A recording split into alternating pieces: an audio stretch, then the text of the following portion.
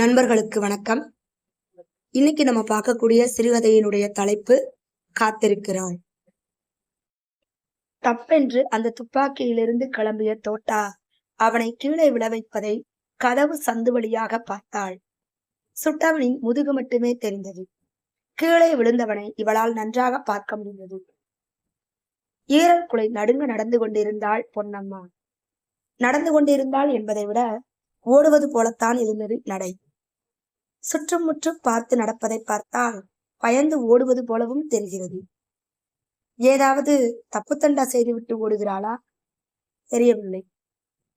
அவளின் முகம் பேய் அறைந்தது போல் இருந்தது. எந்த நேரத்திலும் அவளை யாராவது ஒருவர் வழிமறிக்கலாம்.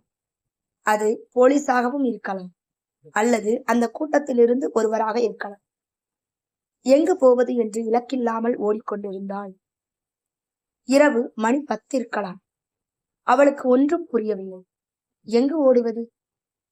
ஊரை விட்டு இவன் கூட சொல்லாம கொள்ளாம வந்தது முதல் இவன் வீட்டை விட்டு எங்கும் வெளியில் சென்றதில்லை. அவள் கிராமத்தை விட்டு வெளிவந்ததே இந்த பாவியினால் தான். அவனை கொல்ல வேண்டும் என்றுதான் நினைத்தேன். ஆனால் கொல்லவில்லையே. அதற்குள் அவன் எதிரில் இருப்பவன் சுட்டு இறந்து விட்டால் அதற்கு நானா பொறுப்பு? இருந்தாலும் போலீஸ் அங்கு வந்தால், நான் சமைத்து வைத்திருந்த சாப்பாட்டை சோதித்தால், ஐயோ, நான் மாட்டிக்கொள்வேனே. அவனுக்கு விஷம் வைத்தது தெரிந்து விடுமோ? அதை நான் தான் வைத்தேன் என்பதை எப்படியும் கண்டுபிடித்து விடுவார்கள். நான் நன்றாக மாட்டிக்கொண்டேன். அவளின் சிந்தனையில் தாறுமாறாக ஓடிக்கொண்டிருந்தவள் அடுத்த சந்தில் இருந்து வேகமாக வந்த காரை கவனிக்காததால் தட்டென்று மோதி அப்படியே மயங்கி விழுந்தாள். அந்த நேரத்திலும் 4-5 பேர் அந்த இடத்தை சுற்றி கொண்டனர். கண் விழித்த பொன்னம்மா எங்கிருக்கிறோம் என்று மலங்க மலங்க விழித்தாள். தான் கட்டிலில் படுத்திருப்பது புரிந்தது. சடாரென எழுந்தவளை பேசாமல் படு என்ற கடூரமான குரல் கேட்டதும் அப்படியே பயந்து நடுங்கி மெல்ல திரும்பி பார்த்தாள். 50-55 வயது மதிக்க தகுந்த ஒருவர் நின்று கொண்டிருந்தார். குரல் கடூரமாய் கேட்ட அளவுக்கு தோற்றம் அப்படி தோன்றவில்லை. சரி, காலையில் பார்த்துக் கொள்ளலாம் என்று சொல்லிவிட்டு அந்த இடத்தை விட்டு நகர்ந்தார். காலை 10 மணி இருக்கலாம். பொன்னம்மா நன்றாக தெளிந்திருந்தாள். அந்த பெரியவரின் முன்னால் நின்று கொண்டிருந்தாள். நன்றாகி விட்டாயல்லவா, இனி கிளம்பு. ஏதாவது வண்டியில மறுபடியும் மோதிக்காது. சொன்னவரின் காலில் தடால் என விழுந்தாள். எனக்கு ஏதாவது வேலை போட்டு கொடுங்கயா, போறதுக்கு வேற போக்கிட இல்லை. அப்படியே குப்புற விழுந்து அவரின் பாதத்தை தொடாமல் அழுதாள். சிறிது நேரம் அவரிடம் எந்த அசைவும் இல்லை. சரி, எழுந்து போய் சமையல் ரூமுக்கு போய் ஏதாவது சமைச்சிட்டு வா. பார்க்கலாம், உனக்கு சமைக்க தெரியுமா? அவரின் கேள்விக்கு இவள் தன்னையும் அறியாமல் முதல்ல ஒரு இடத்துல சமையல்காரியாத்தான் இருந்தேன் சொன்னவளை கூர்ந்து பார்த்தார். சொல்லிவிட்டாளே தவிர, அடடா சொல்லிவிட்டோமே, எங்கே வேலை செஞ்சேன்னு கேட்பாரே என்று பயந்தாள். ஆனால் உற்று பார்த்ததை தவிர வேறொன்றும் கேட்கவில்லை. அப்படியே கண்ணை மூடி காத்து கொண்டார். அவரிடம் எந்த அசைவும் காணாததால் இவள் சமையலறை எங்கே என்று துளாவி அதற்குள் நுழைந்தாள். என்னென்ன பொருட்கள் உள்ளன என்று ஆராய்ந்து எடுத்து வைத்துக் கொண்டவள் சமையலை ஆரம்பித்தாள். 1 வாரம் ஆயிற்று.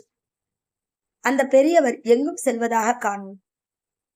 ஏதோ எப்பொழுதும் சிந்தனையில் இருப்பது போலவே காணப்பட்டார்.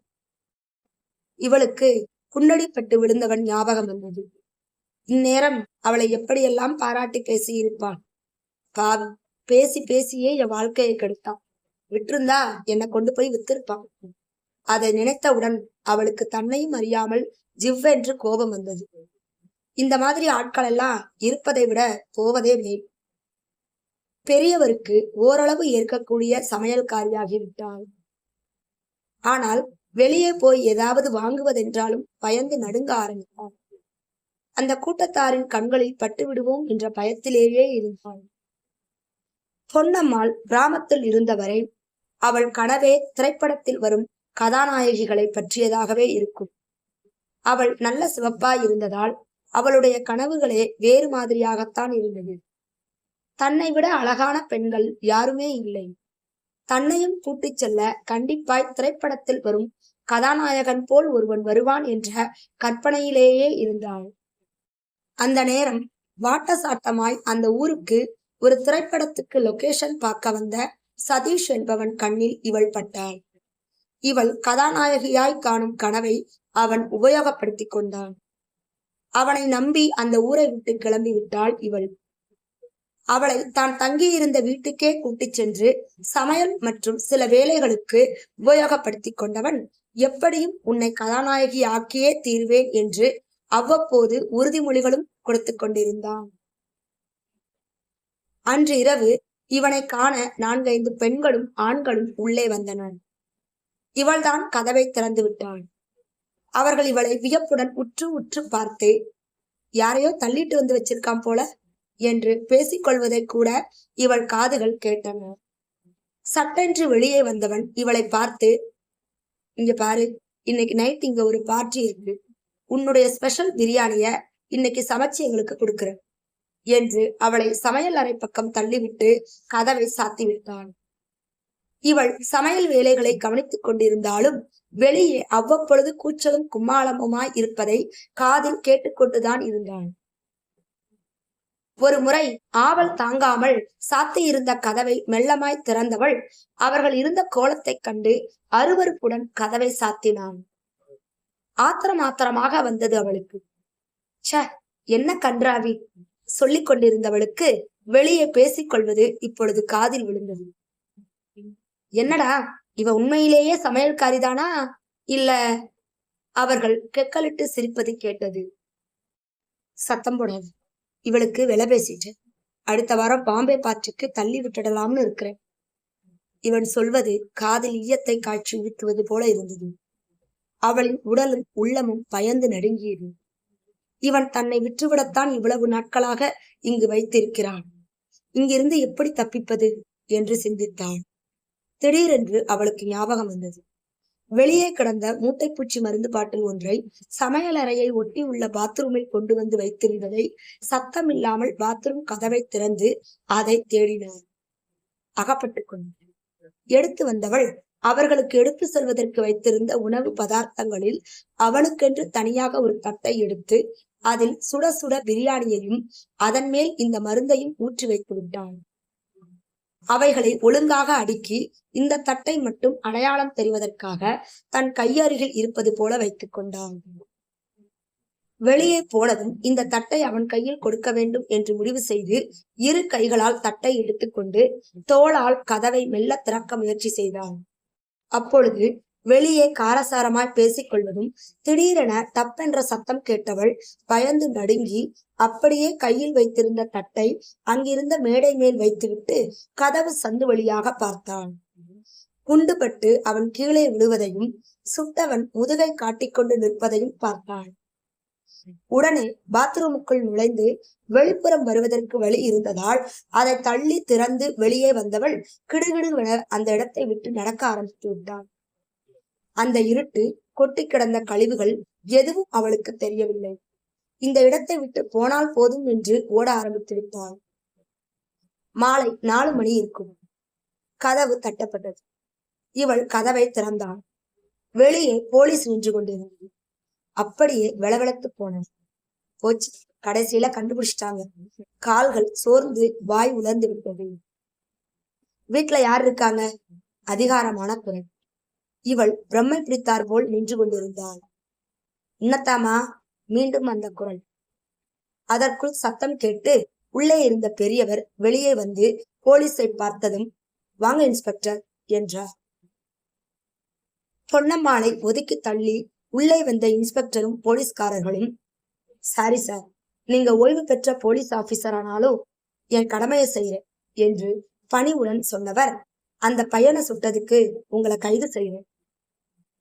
அவர் போலீஸ் அதிகாரியிடம், 1 நிமிஷம் கொடுங்க இன்ஸ்பெக்டர், இந்த பெண் என்கிட்ட சமையல்காரியா இருந்தாள், அவளுக்கு சம்பள பாக்கியை கொடுத்துட்டேனா கிளம்பிடுவேன்.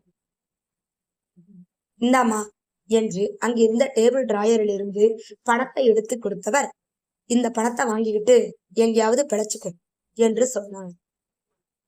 ஐயா, உங்களை எதுக்கு போலீஸ் பிடிச்சிட்டு போகணும் கேட்ட அவளிடம் புன்னகையாய் சொன்னான். போன மாசம் ஒருத்தனை சுட்டுட்டு அதுக்காகத்தான். ஐயா, அந்த கோயில் பக்கத்துல இருக்கிற வீட்டுல இருக்கிறவனையா கேட்பவளை ஆச்சரியத்துடன் பார்த்த அவர், அவனை உனக்கு தெரியுமா என்று கேட்டான். இவள் சட்டென சுதாரித்து, இல்லை இல்லை, கேள்விப்பட்டேன்.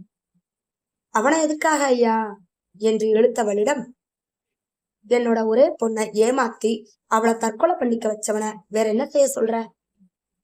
அவரின் பதில் அவளை அப்படியே அதிர்ச்சியாக்கியது. அப்படியானால் நான் கொல்ல நினைத்தவனை? ஐயா, அந்த பணத்தை கொடுங்க. வாங்கியவள், இது அப்படியே பத்திரமா வச்சுக்கிறேன். நீங்க திரும்ப வர்ற வரைக்கும் இந்த வீட்டுக்கு காவல்காரியா இருக்கிறதுக்கு அனுமதி கொடுக்கணும். உங்களுக்காக இங்க ஒரு நாய் காத்திருக்குங்கிறத மறந்துடாதீங்க. சொன்னவள் பொங்கிய கண்ணீரை தன் முந்தானையால் துடைத்துக் கொண்டாள். பெரியவருக்கு ஒன்றும் புரியாமல் போலீசாருடன் திரும்பி திரும்பி பார்த்து சென்றார்.